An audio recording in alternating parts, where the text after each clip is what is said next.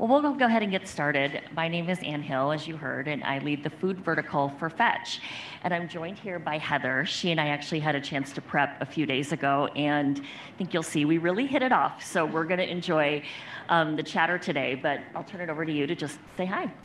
Yeah, thank you, Ann. I'm Heather Stuckey. I'm the Global Senior Director at Mars, and I lead strategy and transformation for all of the Mars Wrigley brands. So I have a pretty sweet job where I get to focus on brands like M&M's, Twix, Snickers, Skittles, etc. Yum. Well, many of us today have heard a lot of the panels, and what I've really liked hearing is how people's kind of careers even came about. So Heather, I'd love to hear from you kind of how you got started, what you're working on today, and what some of your favorite projects have been. Yeah, absolutely. So I actually started on the agency side, and I learned at a very young age that I had a few requirements for every role that I took, which was I had to be learning something, I had to be challenged, and I wanted to leave it in whatever it was in a better place than I found it. So early on, I was able to work on a number of different brands, like a number of the skincare brands within the J&J portfolio, so Aveeno, Neutrogena, Rock, Ambi. And I started that in Chicago and then made my way over to London and then found myself in Hong Kong. And this was all with DDB worldwide. And then found myself wanting to learn more about digital. And so that was about 2007. And so I entered into the digital space, which is funny because it's still obviously a very, we still talk about digital in a big way, but it was very different back then. I was building a lot of websites and creating a lot of flash banners and stuff.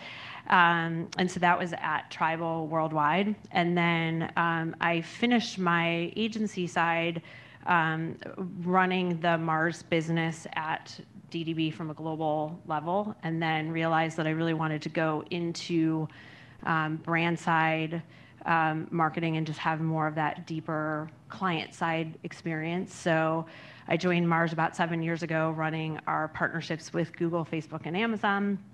And then now I am in a very different role where I am looking to figure out ways for our marketing and sales teams to work more closely together and focusing on really driving a future fit organization around making sure that our sales leaders understand what programmatic media is, so that when they're going into discussions with their customer counterparts, that they understand how to talk about programmatic and retail media in a very powerful way.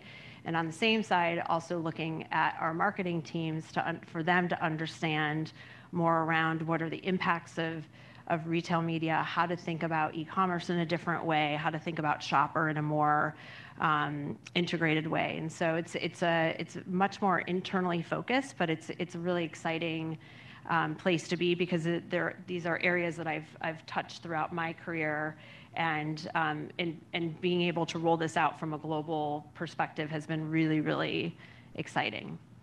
That's awesome. And, as we were talking, I almost did the exact opposite of you. So I actually started at General Mills, and I was there for 20 years. And I'm one of the few who left CPG because I also became obsessed with the digital space. And so now I work for a company called Fetch. Fetch is an app where you upload your receipt. You get points for those receipts. So I keep saying I went from selling Cheerios to retailers to selling Cheerios to retailers via the Fetch app. So I still get to touch the brands that I love, and I love being in food.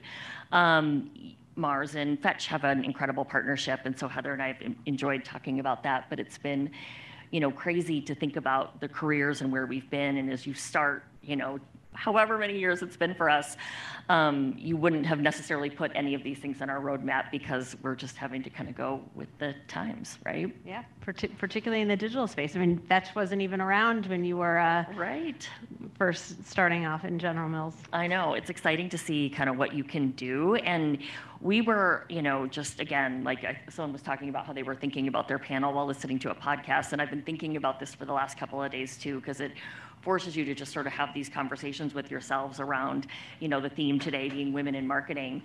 And, the conversations we've had about just the changing landscape, right? And how much it's not even comparable almost from 25 years ago. But tell me kind of what you've seen in terms of how you think we've evolved. Yeah, no, absolutely. We've come a long way, and we still have a long way to go. So, I think from the positive side, we're definitely seeing many more women enroll in the workforce and in more senior roles, but we still have a lot more work to do because there's still, I think the stat now is we've got maybe 10-20% of women in C-level positions. We still have to close the gap from a board perspective, and so I think that there's been so much positive momentum, particularly when we think about work flexibility. And while the impact of COVID did put us a little bit on a setback in terms of women having to exit the workforce because they were the main caregivers and having to really think about that, I do think that having the flexibility and hybrid environments has been able to allow more women to set themselves up for success and find career opportunities that work with their life and not have to be going into having to force things that just won't necessarily work for them. So I think that has been a real positive.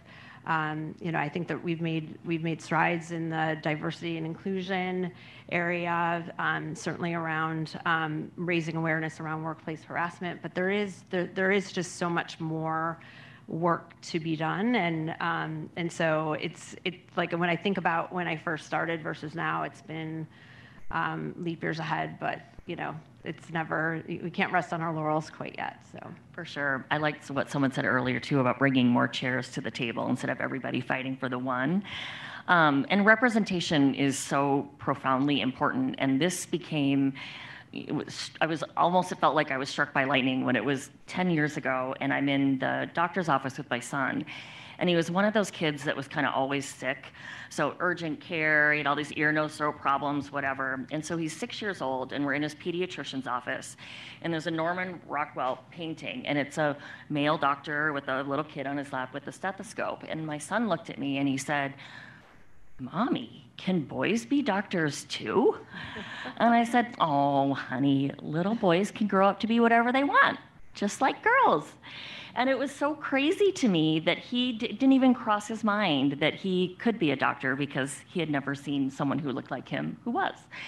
And so as you think about the representation, I feel, as I've kind of progressed through my career, this responsibility, if you will, to ensure I'm visible in how I lead, in how I acquire talent, and how I support, because so much has been done for us already. So many paths have been kind of cleared out that I think we have to kind of keep doing it for everybody else.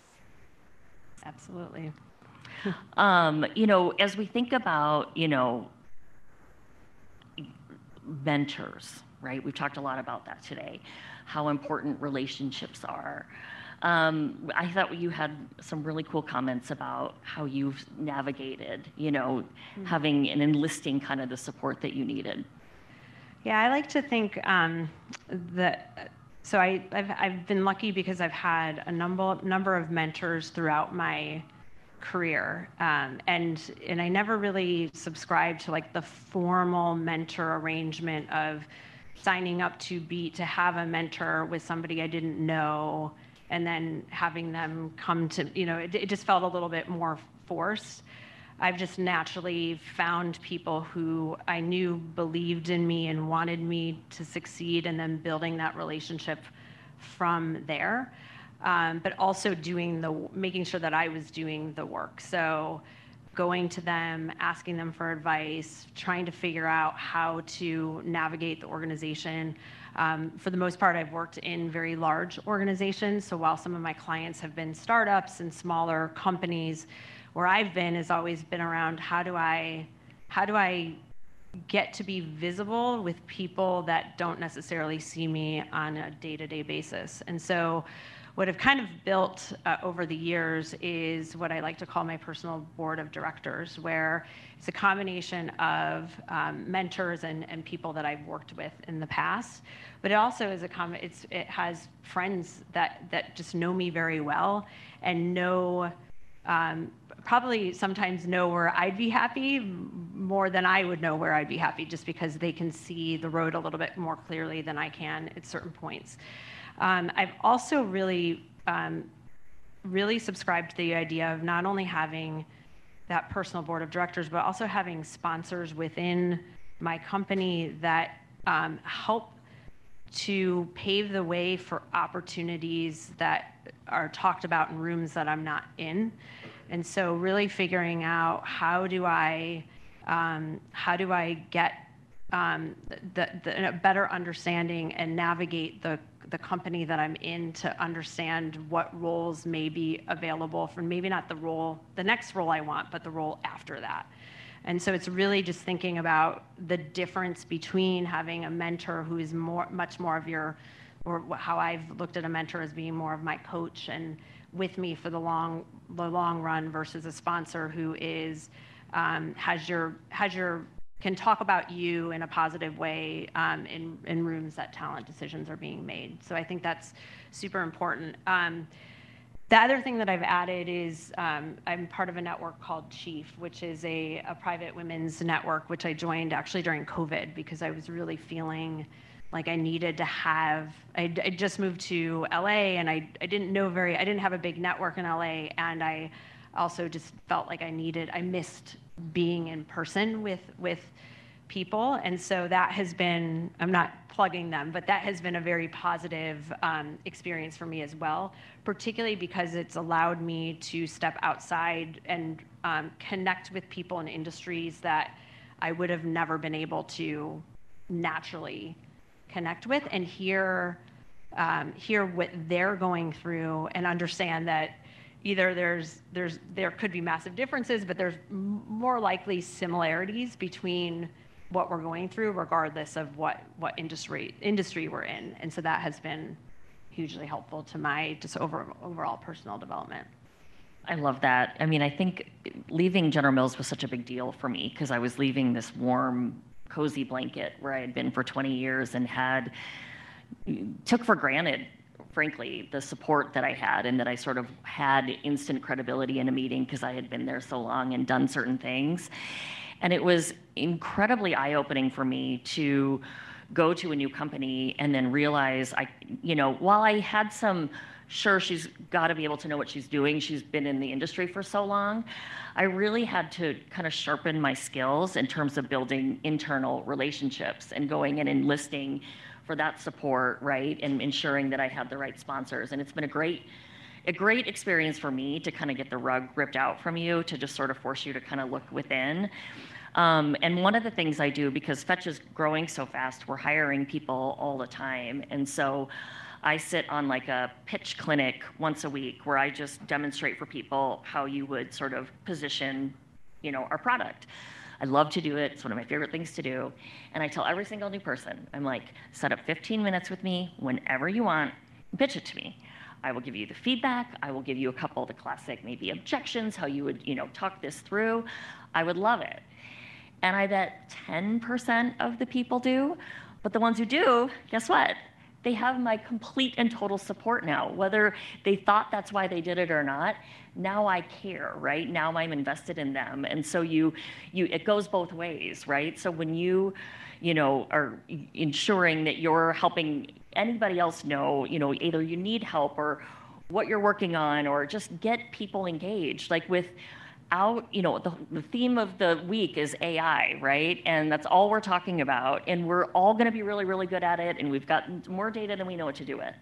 But the good news for humankind is relationships still completely, completely matter.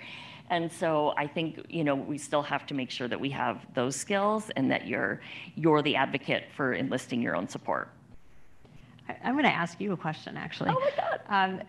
Do you think have you seen that shift change? Because as you were talking, I just realized that, as we were growing up, we were kind of more subscribing to that, like more formalized mentor approach and everything, and what you're talking about with like these pitch clinics are very different. Do you think that like younger generations need to understand the importance of building that mentorship and building that alliance of people? Like, is that something that needs to be taught in a more structured way than maybe it is? Yeah, I think there's for sure, if only 10%, and I think that's being generous, right? Kind of sign up for the feedback. There's always an opportunity to be more overt, right, about why you would take advantage kind of that time. Mm-hmm. Our head of sales, Robin Wheeler, she's notorious, she's awesome, sets up office hours, and she would say the same thing. She's like, I get 3 to 4 maybe. I'm like, I would have died to go to office hours with you when I was 25. And so, I think we've got to push, folks a little bit more than we do. I grew up too. It was like, here's your mentor. You're going to meet once a week for a half hour. Come prepared with a Word doc. And it was like, that's not going to work. Someone said earlier today, it was like mentoring moments. And I think that's really the more organic, authentic way to ensure you're kind of providing that type of coaching and getting it yourself, I think is probably the way. But I'm sure do agree we need to be more overt about like how important that is and demonstrate what they get from that. Yeah, which I think is great. So tell me, I've heard a couple people talk about some of their like best advice they've been given. Yeah, I mean, I would say the best advice I ever got was that just know that your career isn't just one linear career path, that you know where you're going to go at every step in the way, right? And so throughout my career, there's been many forks in the road where I've had to, come and had to make big decisions, and then also kind of wondered, did I make the right decision? And I think the beauty is that while you'll never know if like what that other decision would have taken you, it's just more of making your career path your own and really focusing in on what is really lighting me up? Am I being challenged? Am I learning? Am I leaving this place better than when I came in? And those have always been my tenets in terms of just really staying true to what I want versus what is the next maybe obvious choice or the choice that somebody else wants for me, and just really kind of carving my own path and my own journey. And that was given to me a long time ago, and I've always kind of lived by that in terms of just making sure that I'm living true to myself versus what somebody else wants of you. It is so true. I feel like I've heard that several times today, but it's like you need to keep hearing it over and over again because of how important it is. Diana from Kraft yesterday mentioned she was given feedback early on that she was acting too much like a robot and that she needed to kind of bring more of her whole self to work. And like, what if she hadn't? She's an incredible leader, mm-hmm. but if she had sort of robotically gone throughout her career, who knows? And the way I think about the whole like be yourself is it kind of comes back to how I talk about it with like team members, even my own like teenagers. I truly believe everybody is born with their own set of superpowers. You could call them differentiators, you call them your strengths, however your sort of performance management system like talks about it. But I fundamentally believe that. And I think if you are being authentic to yourself, you're going to be leveraging your superpowers and what you're really good at. And then the success comes, right? Because you're able to leverage, what it is that you kind of bring to the table.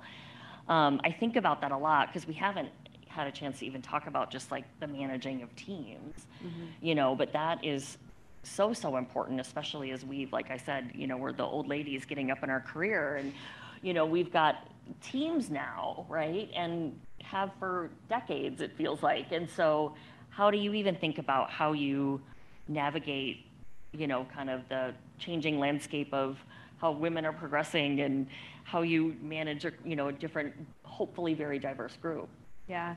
Well, and also, I mean, to add to that, it's also like the role that I'm in now is very much influencing other markets and other regions and stakeholders that are not direct reports, and figuring out how to build that trust with everybody that is coming along on the journey with us, and making sure that their voices are being heard and represented, and that has been a really important journey. I think particularly in a global role where, for the role the project that I'm leading is very much around, like, I have to get the markets and the regions to go along with us. And so I've been very much like focusing on going out to the markets, going around the world, visiting them, spending time with them, understanding what their challenges are, and then making sure that they're part of the decision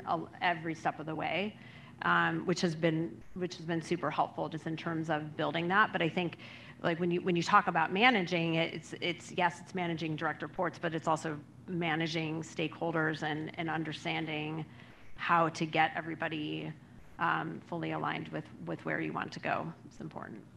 Yeah, it kind of comes full circle to the relationships again, right? The relationships you have with your team are as important as your cross-functional partners, and who you can trust to get the job done, and how you get the success, the feeling of success when you get work done through others is as powerful as when you complete something yourself. Yeah. So it's exciting. I don't know, is there a time check? I didn't know how we needed to. 10 minutes, okay. So tell me a little bit more about the way that you've been working with the markets that you were talking about.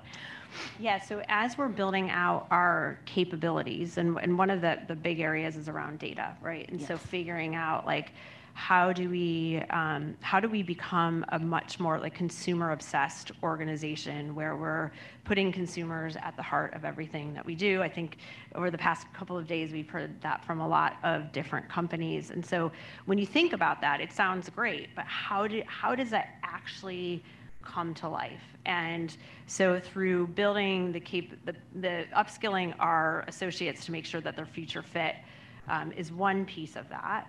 The other piece of it is also making sure that we're partnering with the right partners that will help us, give us that access to data to help us understand how what consumers do, what their purchase habits are in a very different way than what we've done in the past, right? And so we can't think about people as a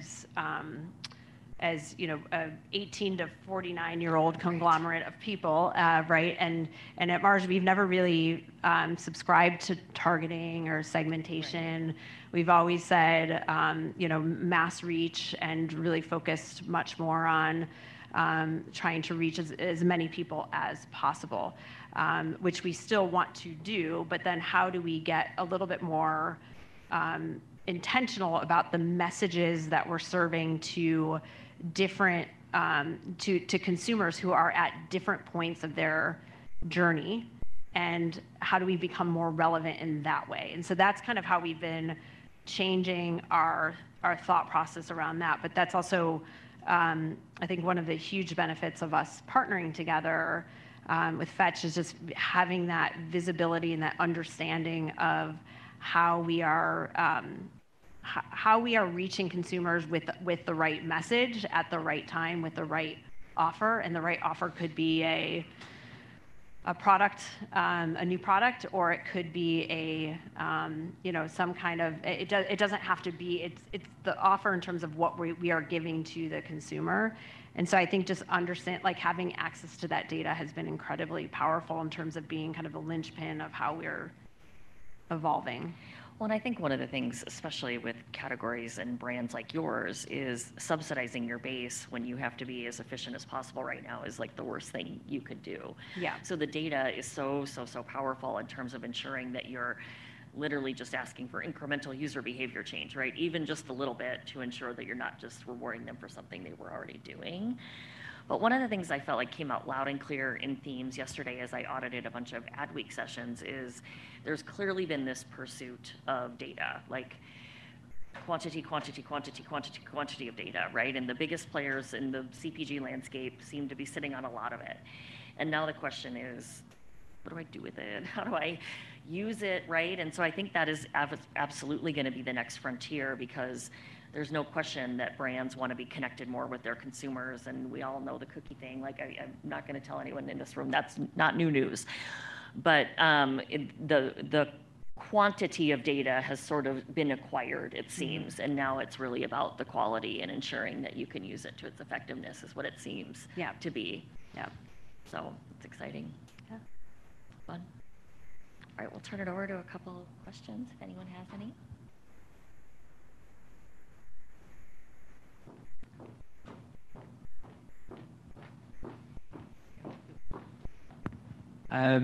Thanks. Great talk. I actually worked with some of your counterparts in Europe before Mars, and one thing I've really noticed is that you kind of empower the middle level of your organization to be really good advocates of the brand. Is there something that organizations should do to try and empower that kind of mid to senior level, not just seeing leadership from the top down, but kind of giving it and spreading it through the business that maybe you're doing particularly or you think Mars would move towards? In terms of, so empowering the mid-level in terms of like making decisions or just overall? Yeah, or they're the people who show up with your partners or counterparts, and they're kind of the most visible people for your business in many interactions. Is that something that Mars is focused on, trying to give, decentralizing leadership across the business, or? Yeah, we're actually a very decentralized business. So we have our unlike most if not all of the decisions are made in the markets and in the regions versus on a global level. So it's not a top-down leadership approach at all, which is actually it makes it a really great place to work. And in terms of, even as a global person, I can say that, right? So being able to know what my role is in terms of, I work in service of the regions, and I'm all about making sure that we are rolling out programs that will help make our regions successful in the next 3 to 5 years. So very much focused on a longer term. I can't really impact what's going to happen in 2 weeks at Halloween, but I can impact what Halloween could look like in a couple of years based on the capabilities that I'm helping to roll out. So I would say that's been huge, which is why what I talked about earlier with making sure that I'm collaborating with the regions and the markets and making sure that we are together in terms of, because if I develop something that they can't use, then not good for anyone. Really understanding what the associate needs are in each of the regions to help upskill in a very specific way for them has been the way that we've been looking at that, to make sure that the information and everything that we are rolling out is truly powerful and works for them. So different for you. No, I wouldn't say so. We're a much smaller company, obviously, than Mars, which is a huge change from obviously the company I was at before. But what I've found that I've liked working at a smaller company, or where decisions are sort of pushed down, is you really do feel your fingerprints all over everything a little bit more. So there's some reward there, but you're also like, can I get a little help? But it's been fun to do both and see both and sort of figure, matrix versus just like verticals. Yeah. Been interesting.